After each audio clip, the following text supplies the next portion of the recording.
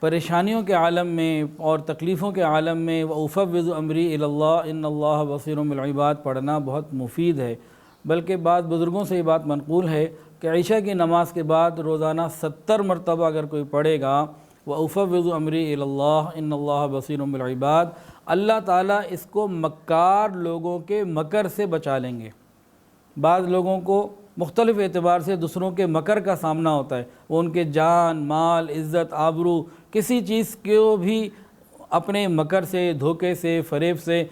حاصل کرنا چاہتے ہیں یا کسی کو پریشان کرنا چاہتے ہیں، تو ان کے لیے بہترین وظیفہ ہے وہ 70 مرتبہ روزانہ عشاء کی نماز کے بعد پڑھ لیا کریں وَأُفَوِّضُ أَمْرِي إِلَى اللَّهِ إِنَّ اللَّهَ بَصِيرٌ بِالْعِبَادِ۔ بلکہ اگر ہر نماز کے بعد بھی اس کی کوئی ترتیب بنا لیں، 21 دفعہ پڑھ لیں تاکہ نماز کی پابندی بھی ہو، یہ برکت بھی ملے، تو انشاءاللہ العزیز اللہ مکار لوگوں کے مکر سے بچا لیں گے۔ ویڈیو کے نیچے سبسکرائب کے بٹن پہ کلک کریں، بیل کے آئیکن پہ کلک کیجئے تاکہ ہر نئی ویڈیو کی نوٹیفیکیشن آپ کو مل جائے۔